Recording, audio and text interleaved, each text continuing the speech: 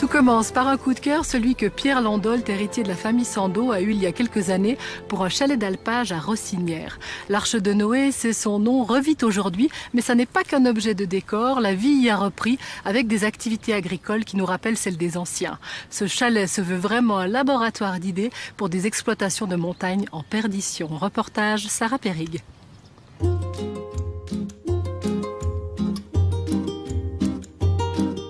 Gaspard arriva au pays d'en haut. Le premier village qu'il rencontra fut Rougemont. On y avait engagé un chevrier peu de jours auparavant. Il poussa jusqu'à Châteaudet, 2 lieues plus loin. La place y avait été prise la veille. Il continua ainsi sa route jusqu'à Rossinière, où il eut enfin plus de chance.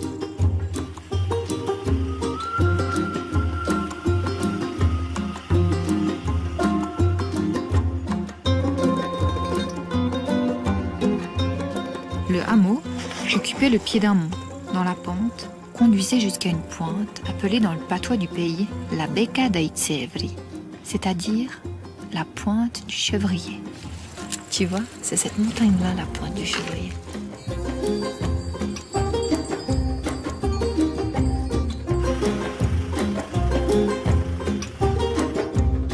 C'est vrai que ça faisait partie de la tradition. Au village, les gens avaient tous quelques chèvres.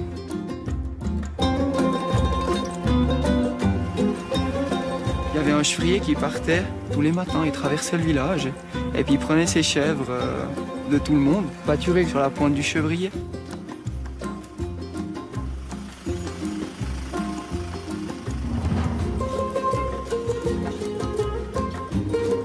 Il n'y avait plus de chevriers dans la région.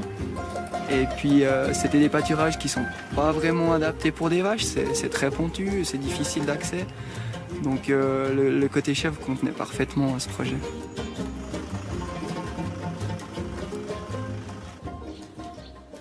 Le nom géographique du lieu, c'est le Mont Dessous. Les habitants de Rossinière, ils l'appellent l'Arche de Noé. C'est un gros bateau qui est venu s'échouer sur cette falaise et puis qui est resté posé là, quoi. C'est un peu comme ça que je le vois. Quand il y a une belle mer de brouillard, il est arrivé.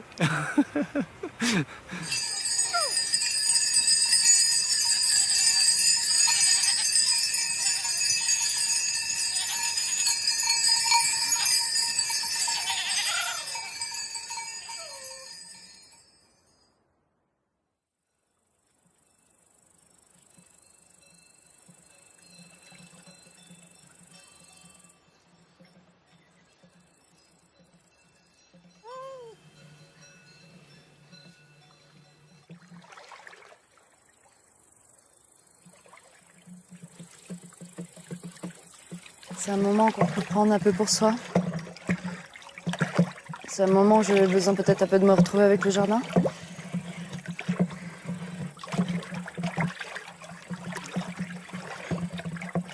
C'est aussi un moyen de remercier tout ce qui nous entoure ici. Que le tout n'est pas que de touiller, c'est aussi toutes les attentions qu'on amène, qu'on apporte, qui vont, on l'espère aussi un peu passer là-dedans et puis passer plus loin après. C'est aussi un petit message de bienvenue pour tout ce qui est petits insectes ou lézards, petits serpents. Faut dire que ça a tellement été chamboulé ici. Sachant qu'il n'y a même pas 2 ans, il n'y a rien.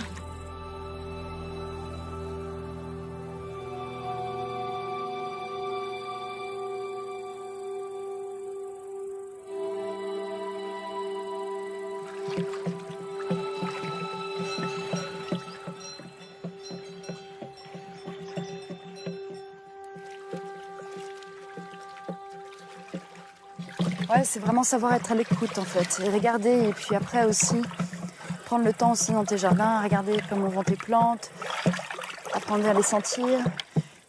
C'est tout différent par rapport à ce qu'on a pu vivre en horticulture. En fait, dans l'horticulture, ce qui m'avait beaucoup dérangé, c'est que tu es toujours obligé de mettre... tu ressembles à une espèce de cosmonaute quand tu vas aller traiter tes plantes. Il faut faire attention. Ça a été assez long en fait au début de notre projet. c'était de se désinformer en fait de ce qu'on avait tout assimilé pendant nos années d'apprentissage. C'est d'accepter que tes feuilles, elles sont pas toutes 100% nickel. Oui, c'était l'idée de retrouver quelque chose de simple en fait.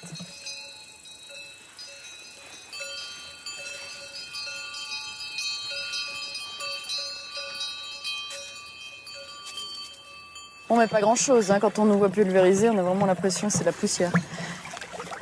Au début, on n'y croit pas trop. Puis petit à petit, quand j'ai vu qu'il y avait quand même un effet autour de moi, je me suis dit que quelque part, il y avait quelque chose.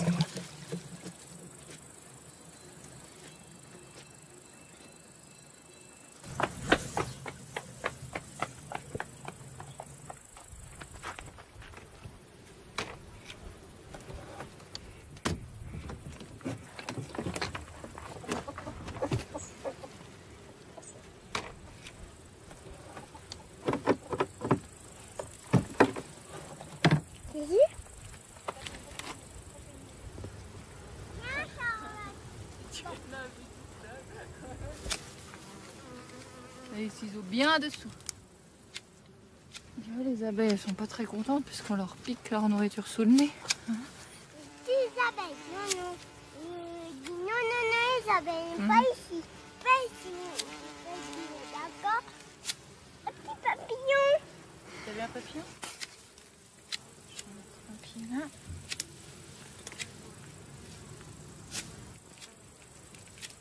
C'est papa qui, depuis un petit moment, déjà cherchait un chalet dans la région.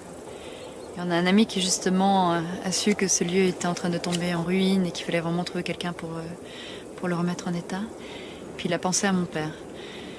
Et je crois qu'il a eu raison, en fait. Quand papa est monté, en fait, avec ma petite sœur et ma maman, ils ont eu vraiment tout de suite le coup de foudre pour le lieu. Avec une main comme ça, Ouais. tu coupes dessous. Pour moi, ça a été quelque chose qui a pris du temps. Une à la fois, une à la fois. C'est peut-être un peu comme la montée. Rien que la marche, en fait, pour accéder au monde, c'est à peu près une demi-heure quand même. Quand t'es pas bon marcheur, en fait, je l'étais pas forcément au début. Donc ça t'oblige aussi à prendre le temps d'apprécier et à apprendre à découvrir aussi un lieu.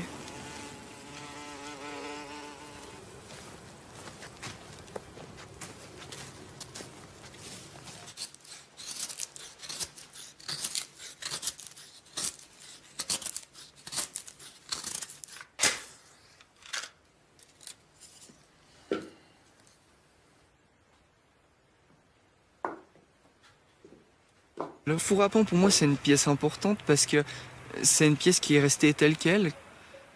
Quand on est près du feu et qu'on lance une fournée de pain, là, on s'en bat le cœur du chalet.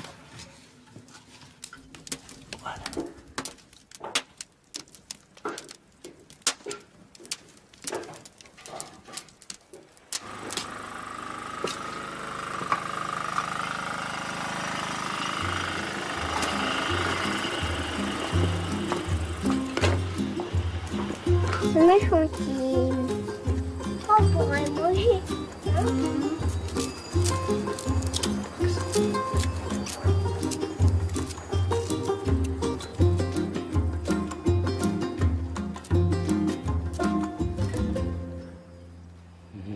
C'est un lieu qui finit par faire partie de toi, en fait. C'est comme...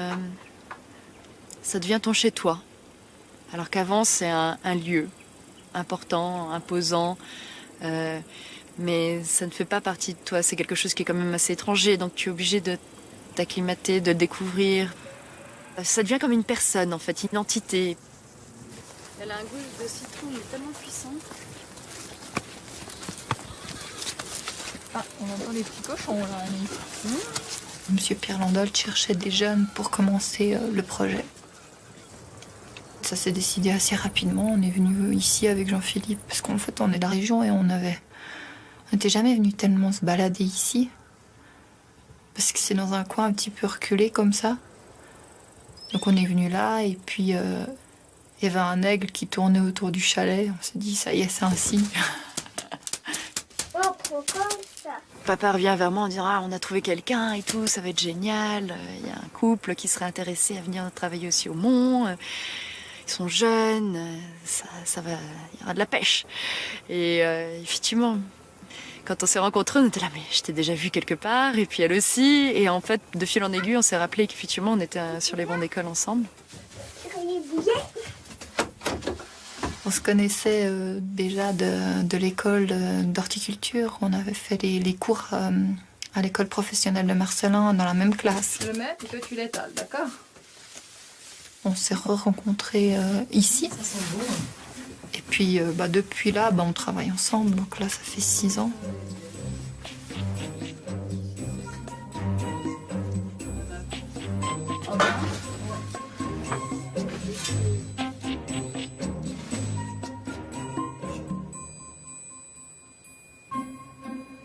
Au tout début, en fait, on s'est demandé effectivement qu'est-ce qu'on allait faire avec ces plantes.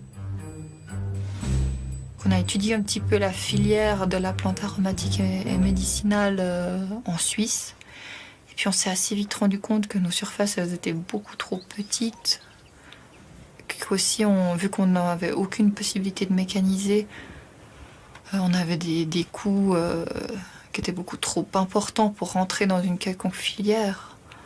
Donc c'est là qu'on s'est dit qu'on allait vraiment faire des produits qui soient du lieu, de lui trouver sa place de cette façon-là.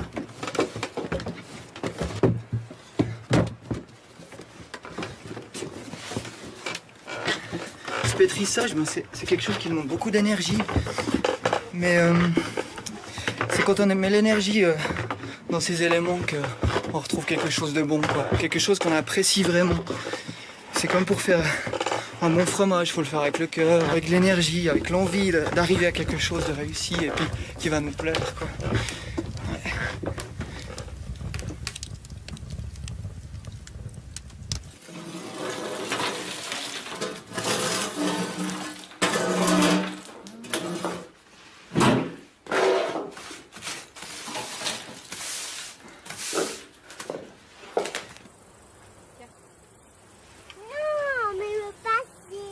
À la base, en fait, il y avait un projet, mais c'est pas un projet proprement dit où on sait où on va et on sait comment ça va se dérouler.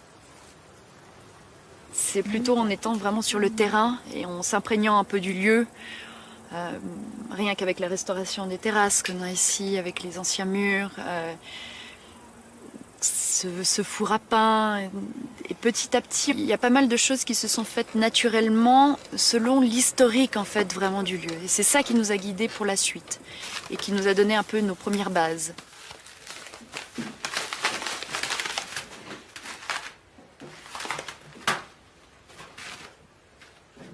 On avait envie de redonner aussi vie à tout ça et puis cultiver des céréales ici, ça n'avait plus beaucoup de sens. Par contre, c'est vrai que pour des plantes aromatiques, c'était idéal, le cadre, l'air pur, même avec des espèces méditerranéennes, on avait du succès. La saison est suffisamment longue en fait, on va dire, pour qu'on ait vraiment quelque chose à la fin, au mois d'août ou septembre. Alors, pain aux noix. Faut leur malaxer pour mélanger les noix dans toute la pâte, comme tu as fait avant. D'accord. Voilà.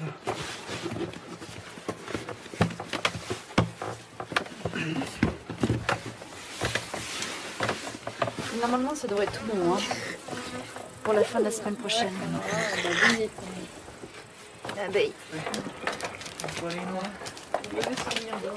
On a un idéal et puis on essaye d'y toucher en fait. Tout en essayant de jongler aussi avec les paramètres extérieurs, quoi, parce que bien sûr, l'idéal reste l'idéal, mais je pense qu'on a cette volonté, c'est aussi peut-être ça en fait, qui nous rapproche les trois en fait, c'est cette volonté d'y arriver. On est trois battants quand même. On fait quoi comme dessin? Un croix? Comme ça? Un train, tu veux faire? Faut un long pour faire un train. Avec des wagons. On fait le wagon. Alors derrière il y a le wagon, Ouais. la loco, la petite cheminée. Et puis des animaux. Voilà, on a la totale. Il y a tout le monde. Et voilà. Oh.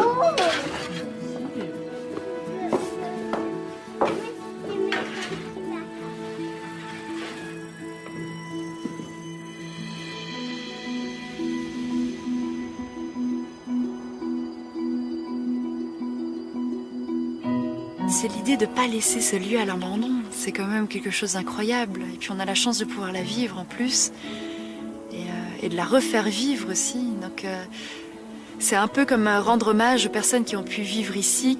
Et c'est aussi ce qui nous motive d'aller de l'avant, c'est de lui redonner une deuxième vie.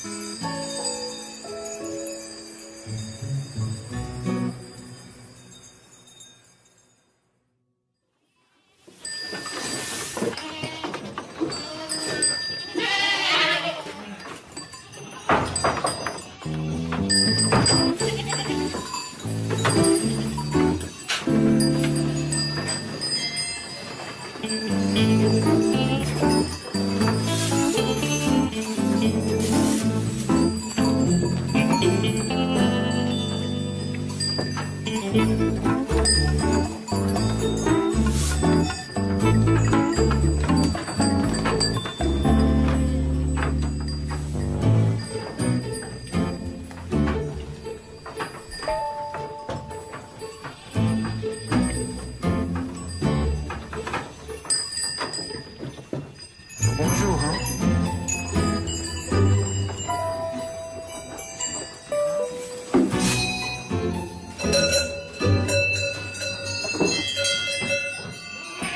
Tu les appelles? Oui. Alors attends. Ouais.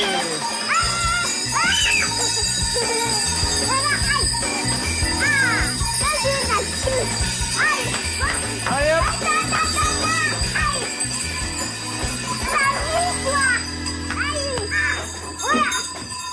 Voilà. Pour une bonne traite, le secret, c'est qu'elles aient toute la queue en bas. Tu vois? Ça, c'est hyper important. Mais bon, ça demande d'être très attentif. Ça aide à descendre le lait. Ah, je rigole. Bon, elles m'ont appris à courir dans tous les sens déjà, hein, à bien les clôturer.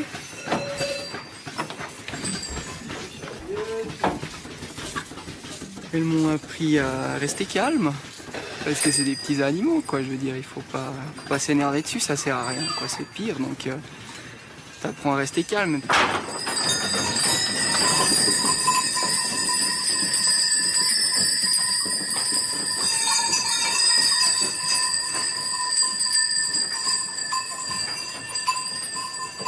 Tiens, toi, c'est ton rêve. Papa.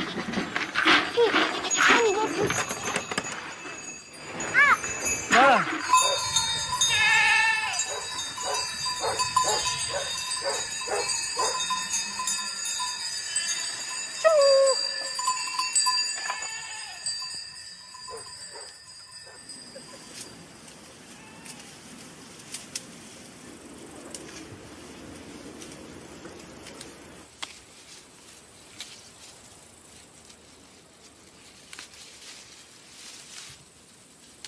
C'est vrai qu'au moment où on a composé les premières infusions, bon, on a réfléchi aussi avec un petit peu ce qu'on avait sur nos lieux.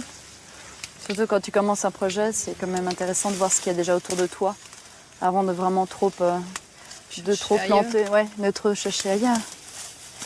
Puis on essaie de faire aussi en sorte de jamais aller deux fois, dans l'année, peut-être au même endroit. On essaye de faire une rotation. C'est un moment où c'est plein d'émerveillement parce que quand on cueille comme ça, c'est par exemple la Primavera officinale, on a vraiment le nez par terre et puis on peut regarder toutes ces petites plantes qui redémarrent.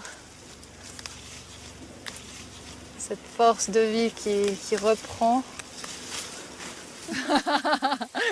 On vit sur cette planète et on est seulement de passage. Et puis je trouve que c'est dommage de ne pas penser au futur, spécialement à nos enfants. Et oui, il me semble qu'on peut en fait arriver à apprivoiser la nature, à cultiver de manière respectueuse, ce qui permet de maintenir la terre fertile et laisser le moins d'impact de notre passage en fait.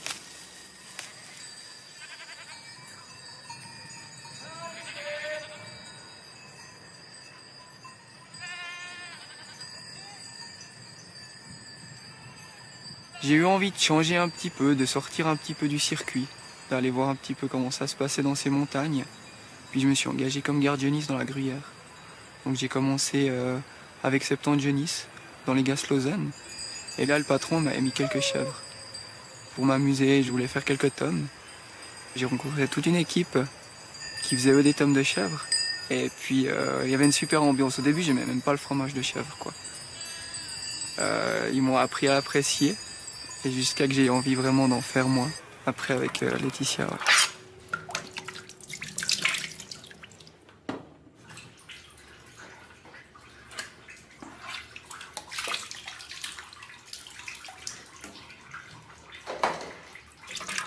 Les tomes, on en a eu toutes les couleurs. On a eu des éponges, on a eu des tomes à poils longs, des tomes à poils courts, des tomes jaunes, verts, oranges, enfin toutes les couleurs de l'arc-en-ciel, quoi. Il a fallu apprendre le métier.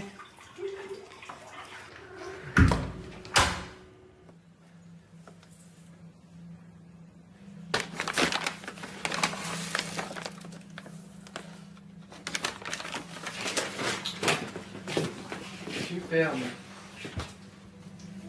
Voilà.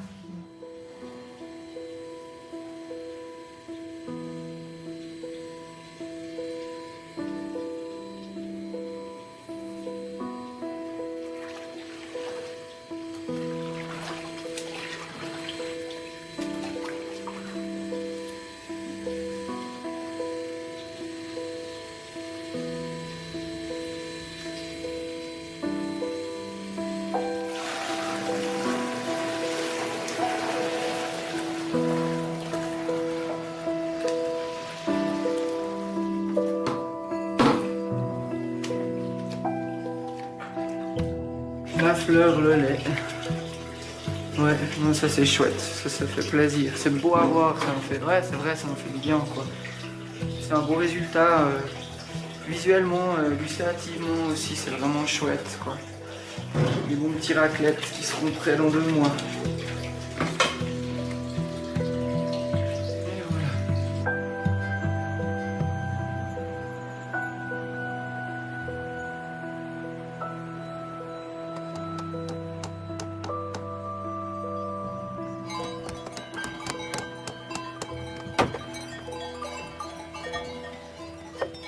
Oh ben, ça faisait vraiment plaisir de pouvoir venir travailler ici en haut parce que le coin est magnifique, c'est sauvage, c'est tranquille. Et puis comme on connaît bien aussi Jean-Philippe qui se trouve au chalet du bas, on avait participé à la toiture au Mont-Dessous, alors on était très contents de pouvoir venir travailler ici. Ouais. On dit toujours les tablionneurs, on a le plus bel atelier du monde parce que c'est vrai que les paysages sont magnifiques par ici autour.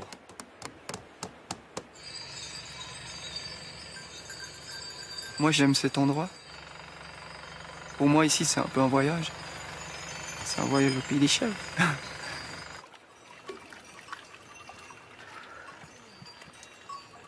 Ah, c'est pas beau, ça.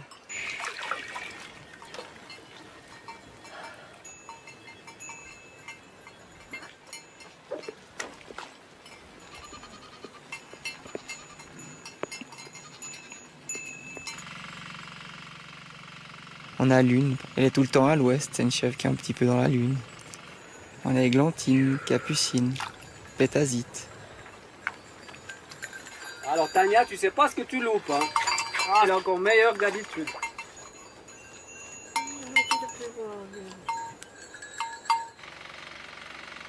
Farine, c'est la chef du troupeau.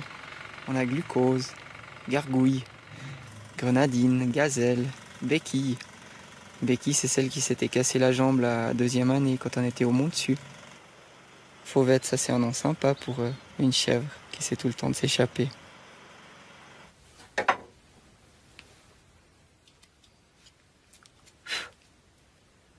C'est une chance assez super de pouvoir rester sur place en même temps qu'on travaille sur le chantier. Comme ça, on a un petit peu la liberté de s'imprégner des lieux. de laisser partir notre esprit un petit peu partout.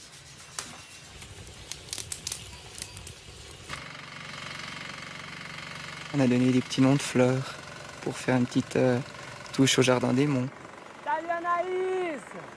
Alors on a gentiane, ortie, myosotis. On a églantine, capucine. Voilà une petite Edelweiss. On la met dans tes cheveux? Non. Alors je mets dans les miens. Voilà. Santé. Santé. Bravo, hein, super. Santé. Chin chin. C'est magnifique. Santé Anaïs. Ah super. Extra. Alors un peu plus bas vers moi, il donne pas mal en bas.